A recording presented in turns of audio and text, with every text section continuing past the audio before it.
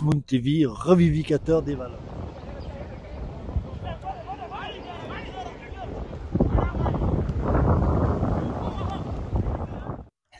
Bonjour As, nous l'avons fait à Doha. Aujourd'hui, nous sommes militaires gaz où on organise le tournoi Africa Tour Dakar 2023 en présence de M. Jean-Luc Ruti, ancien directeur du centre de formation de Sochaux, Toulouse, Paris FC, ancien professionnel à Toulouse, formateur dans l'âme, qui est venu nous rendre visite encore une fois de plus par rapport à la formation des jeunes joueurs U20, donc 2003, 2004, 2005, 2006.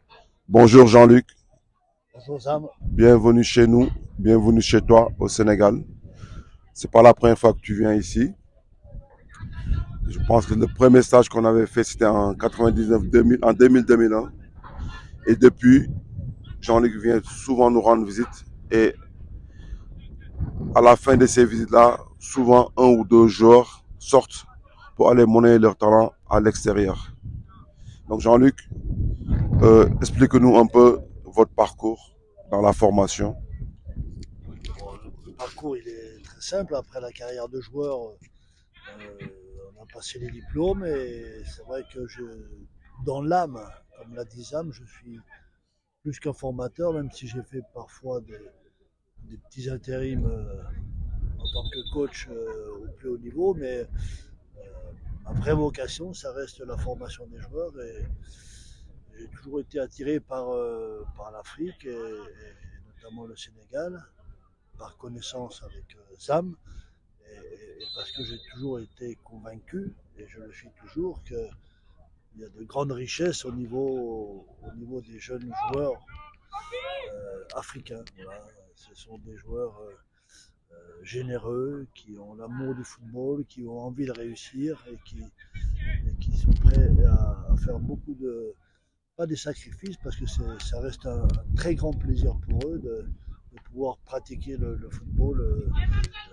de manière intensive. Voilà.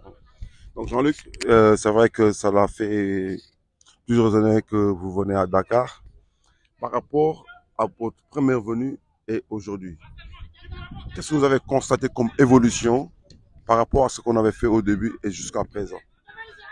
Voilà, l'évolution est très flagrante à tous les niveaux, au niveau du matériel, au niveau des conditions, au niveau et surtout, ce que j'ai remarqué là, hier, quand on a vu les premiers matchs, très rapidement, j'ai senti qu'il y avait une évolution, que les garçons que je voyais euh, aujourd'hui en 2023, ils avaient une culture différente de celle qu'ils avaient il y a 20 ans. C'est-à-dire qu'on sent qu'il y a eu un travail de fait. On voit des joueurs qui sont tournés vers le collectif avec une maîtrise globale moyenne beaucoup plus élevée. Voilà. Après, bon, le joueur de talent, ils sont toujours très rares. Donc, c'est pas ce qu'on voit le plus, mais on voit par contre un niveau de base qui s'est considérablement élevé avec cette recherche du jeu, cette recherche euh, où l'impact physique qui était prédominant il y a 20 ans, il est dilué par une maîtrise technique collective. Voilà. Et l'évolution que vous avez notée, peut-être qu'il y a des explications. Parce que hier, on a discuté, on a parlé de la formation des formateurs, on a parlé effectivement de l'évolution des infrastructures. Parce qu'avant, on jouait sur le sable. Aujourd'hui, on a des terrains synthétiques. Tout à l'heure, Jean-Luc a remarqué, il me dit, les équipes sont bien habillées. Donc, je pense que c'est une évolution globale. Et aujourd'hui, qu'est-ce qu'on doit améliorer pour que ce football-là puisse encore se développer de plus en plus par rapport à l'évolution du football actuel? Bon, pour améliorer les choses, bon, il faut toujours travailler de plus en plus et mieux. Donc, je pense que c'est ce qui a été fait pendant 20 ans. C'est pas le secret du hasard, c'est pas l'évolution, le réchauffement climatique qui a fait ça. Ah, Il y a jamais de secret. Il y a beaucoup de travail, mais je pense que plus les éducateurs seront mieux formés, plus ils seront tournés vers ce qui se fait de mieux. Et, et quand je vois la façon dont les choses se passent là, sur quelques matchs, bon, on voit il y a des inspirations qui viennent tout droit du plus haut niveau du football mondial. Ouais. voilà. Donc, Et, c'est la Ligue des Champions, ouais, c'est le Coupe du Monde, ouais, c'est voilà. le CHAN, c'est la Coupe d'Afrique. Voilà, Jean-Luc, est-ce qu'à la sortie de ce stage du tournoi Dakar 2023, tournoi Tour Dakar 2023, est-ce que vous pensez partir avec un ou deux joueurs dans la valise ou, ou pas? Est-ce que vous avez vu aujourd'hui des choses intéressantes, des joueurs qui sortent du lot par rapport à... Parce qu'hier, on a vu 3 matchs. Aujourd'hui, on est en train de voir 3 matchs. La deuxième journée tire à sa fin. Si ça devait s'arrêter là aujourd'hui, est-ce que vous avez vu un joueur qui peut aujourd'hui sortir de ce stage pour partir? je vais être. C'est toujours très difficile d'évaluer le joueur. Hein. Même parfois, pour avoir travaillé 25 ans dans la formation, quand on a travaillé 4 ans avec un joueur, on ne sait même pas si on va le faire signer pro ou pas. Donc c'est pas C'est toujours la difficulté. en 2 fois 1 heure qu'on peut. euh, Comme ça, je dirais non, parce que aujourd'hui, euh, l'élévation du niveau des matchs qu'on L'exigence, voit ouais.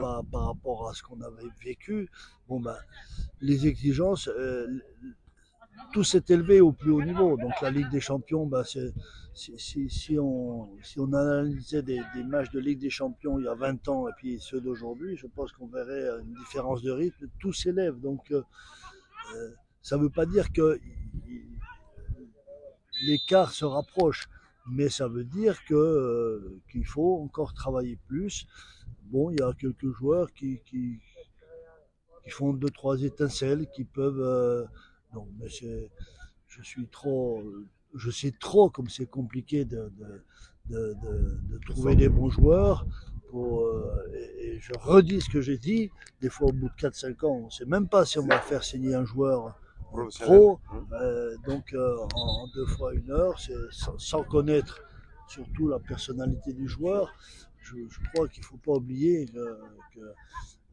pour le joueur de haut niveau, c'est quelqu'un qui a beaucoup de talent, mais qui en plus d'avoir du talent a une générosité, a une envie, un plaisir du jeu qui fait qu'il peut passer beaucoup de temps sur un terrain dans l'apprentissage. C'est celui qui ne va jamais lâcher, même quand c'est difficile. Et donc, quand on les voit comme ça 2 fois 1 heure, bon, on ne peut pas savoir, on peut pas trop évoluer Ouais. ce qui se passe à l'intérieur de leur tête, en sachant que le haut niveau, c'est tout dans la tête. Ah, c'est tout dans la tête. Le minimum, ça reste quand même le talent, Ouais. ça c'est clair.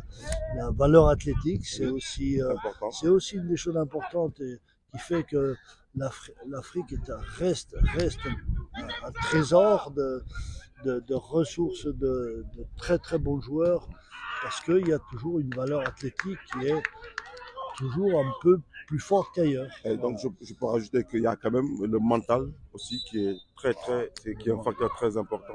Le haut niveau, c'est le mental. C'est le mental. Donc, c'est le mental. Que ce soit dans la Formule 1, dans le tennis, dans le rugby, dans tous les sports. Ce sont des gens qui ne vont jamais rien lâcher, même quand c'est difficile, qui vont toujours, mais qui en plus au départ sont hyper talentueux.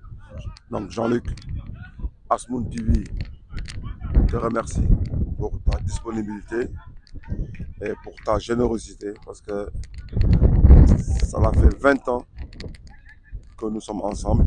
C'est la Et fidélité. c'est la fidélité, la fidélité. Et on espère encore vivre encore 20 ans en train de faire ça. Merci Jean-Luc. Bienvenue chez toi. Parce qu'au Sénégal, tu es chez toi. C'est un gars qui aime bien le Yassa. Hein. Merci Asmoon TV. Mon tuteur. Yes. Asmoon TV, revivificateur des valeurs.